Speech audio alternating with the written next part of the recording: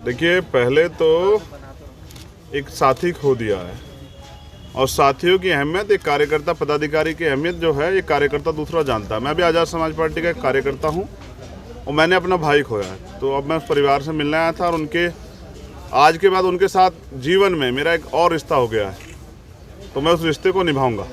हमारी बच्ची है जो डॉक्टर बनना चाहती, तो मैंने परिवार से वादा किया कि उसको डॉक्टर बनाने के लिए जो परेशानियाँ, जो भी समस्या आएंगी, उनका समाधान हम लोग करेंगे। बुलंदशहर मेरी कर्म भूमि, भले ही मैं जन्मा सहारनपुर में हूँ, लेकिन ये मेरी कर्म भूमि है। यहाँ के लोगों ने मेरे ऊपर भरोसा किया।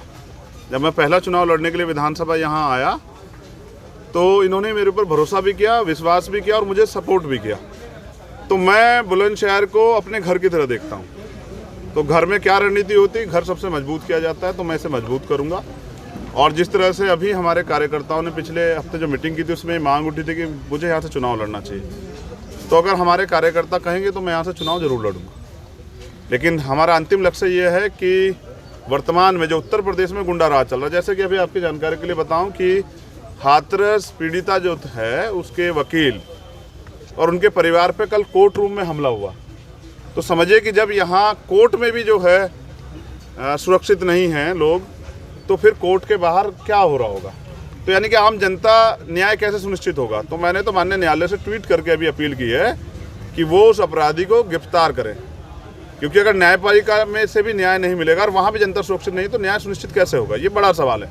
उत्तर प्रदेश जो है अपराध की राजधानी हो गया है, तो अब जनता यहाँ से मुक्ति चाहती है और इसके लिए 2022 की तैयारी हम लोग कर रहे हैं कि भारतीय जनता पार्टी की इस गुंडों की सरकार को यहाँ से हटाया जाए। बुलंदशहर को कितना लकी मानते हैं अपने लिए? पहली बार इलेक्शन में आपने पहले प्रत्याशी को अपनी पार्टी से बुलंदशहर से उतारा था जी, तो कितना लकी मानते हैं बुलंदशहर को? और किस विधानसभा से आप लड़ना चाहेंगे? अगर आप लड़ते हैं तो किस विधानसभा? जैसा हमारे जिला अध्यक्ष जी और हमारी पार्टी के नेता आदेश करें, क्योंकि मैं तो आज़ाद समाज पार्टी कार्यकर्ता, हमारे यहाँ लोकतंत्र है। जो कोर कमेटी तय करेगी, जो हमारे जिले के संगठन के लोग तय करेंगे, वही होगा। तो प्यार तो बहुत है बुलंदशहर से। पूरे इस प्यार को देखिए, ये तो प्यार करते, मेरी भी जिम्मेदारी बनती है कि धरातल पे जैसे सैफई है ना, जैसे गोरखपुर है, जैसे लखनऊ है, तो मैं बुलंदशहर को वही देखना चाहता हूँ, क्योंकि ये मेरी कर्म भूमि है। अब आप बताओ, उत्तर प्रदेश में आज़ाद समाज पार्टी कितनी सीटों पर चुनाव लड़ना का प्रयास कर रही है? उत्तर प्रदेश में आज़ाद समाज पार्टी 403 विधानसभाओं में अपना संगठन तैयार कर रही है। और जैसा मैंने पहले भी कहा कि अगर भारतीय जनता पार्टी की इस सरकार को, जो लोकतंत्र विरोधी है, संविधान विरोधी है, जो गरीबों के, मजलूमों के अधिकार विरोधी है, इस सरकार को जो किसानों के विरोधी है, इस सरकार को अगर हटाने के लिए मुझे किसी का सहयोग लेना पड़ा या किसी को सहयोग देना पड़ा, तो मैं पीछे नहीं हटूंगा। क्या 403 पे लड़ेगी क्या? नहीं, मैंने आपको बताया, तैयारी 403 पे की गई है। मतलब गठबंधन के लिए आप तैयार हैं? हाँ, मैं तैयार हूँ बिल्कुल, क्योंकि मैं इस सरकार को, जो वर्तमान में सरकार है, जहाँ व्यापारी भी बेबस है, जहाँ किसान भी बेबस है, जहाँ मजदूर भी बेबस है, आप समझिए 300 रुपये बढ़ा दिए हैं 2 महीने में, और ये कहते थे अब महंगाई की मार से बचाने के लिए मोदी सरकार ले आओ। तो यही है ना, पेट्रोल के दाम देखिए क्या हो गए, गरीब अपने बच्चों को पढ़ा नहीं सकते हैं।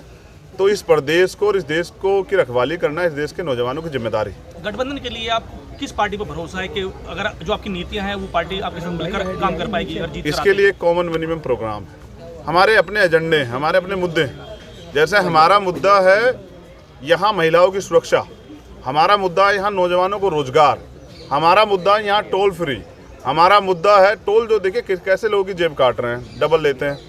तो ये सब चीज़ें जो ना, हमारा मुद्दा है पढ़ाई, हमारा मुद्दा जो है रिजर्वेशन, तो हमारा मुद्दा है किसानों के लिए MSP की गारंटी। तो ये जो सब चीज़ें हैं, किसानों का कर्जा माफ, बिजली का बिल देख रहे हैं आप, 7.5-8 रुपये यूनिट आती है उत्तर प्रदेश में, तो सोने के तारों में तो नहीं आती है।